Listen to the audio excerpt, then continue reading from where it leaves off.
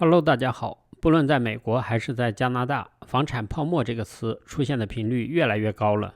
最近房产市场何时会崩盘，在谷歌的搜索量暴增了24倍，说明大家都已经认识到目前的房价上涨是不可持续的。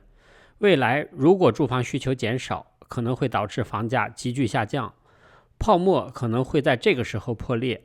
很难想象，就在几个月前，专家们对于是否存在房产泡沫还存在很大的分歧。现在就连加拿大央行都不得不承认房产市场存在泡沫了。他们上周发布的指标证实，加拿大的一些房地产市场，像多伦多、哈密尔顿和蒙特利尔都存在房产泡沫，而渥太华正处于房产泡沫的边缘。加拿大央行上周指出，不断增长的家庭抵押贷款债务和房地产市场的失衡正在对加拿大的经济构成越来越大的威胁。加拿大房地产市场的繁荣主要是由超低抵押贷款利率推动的。央行说，一旦失业、房价下跌或者是生病，背负高额抵押贷款债务的家庭可能会面临严重风险。因为房价的快速上涨，40岁以下的加拿大人中有1/3的人已经放弃了买房计划。从6月1号起，金融机构监管办公室收紧抵押贷款压力测试标准。银行方面说，大约1/5的人会受到影响。瑞尔森大学城市研究与土地开发中心的高级经济学家戴安娜表示，房地产泡沫在很大程度上是由人口因素推动的。如果我们回顾过去的房产泡沫，它们的典型特征是5年来房价保持2位数的增长。过去6年里，加拿大有5年都是这样。所以我们现在正处于比较危险的境地。加拿大的房产泡沫破裂会是什么样子？它是灾难性的破裂，还是缓慢而稳定的破裂？这个还很难说。最近一段时间，我的频道强调最多的就是量力而行，但是量力而行说起来容易，做起来却很难。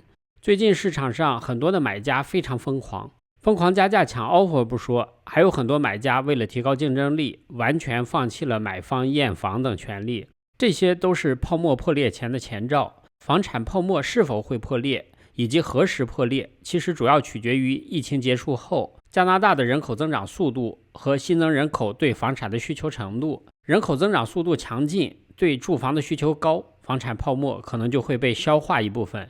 如果人口增长速度放缓，情况可能会迅速恶化。房价快速上涨主要是银行降息引起的，同样加息会导致房价上涨放缓，直至下跌。至于泡沫破裂后会有什么样的后果，蒙特利尔银行2021年第2季度披露的数据显示，他们对房地产市场的风险预测进行了重大修订。蒙特利尔银行认为，在不利的情况下，2021年加拿大的房价将会下跌 12.3%， 2022年将会再下跌 18.7%， 这比他们在几个月前所预期的房价下跌的幅度要大得多。在去年10月份的时候，蒙特利尔银行预测2021年房价将下跌 9.1%， 2022年将再下跌 4.6%， 但最新的修订版认为下跌的幅度将会是原来预测的2倍以上。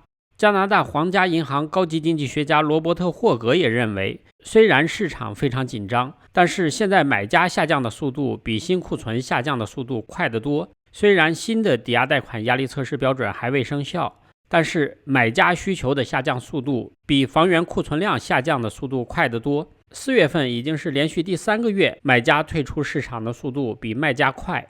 如果这种情况持续更长的时间，加拿大的房产市场将很快放缓。现在相信加拿大房地产市场正处于泡沫之中的人越来越多了。既然泡沫已经存在，不管它是否破灭，只要你住在加拿大，你就身处于泡沫之中。在这个时候呢，希望每个人都能量力而行。以上就是今天我要给大家分享的内容。我的频道每天都会分享一些加拿大的生活、经济、房产资讯，欢迎订阅，谢谢观看，再见。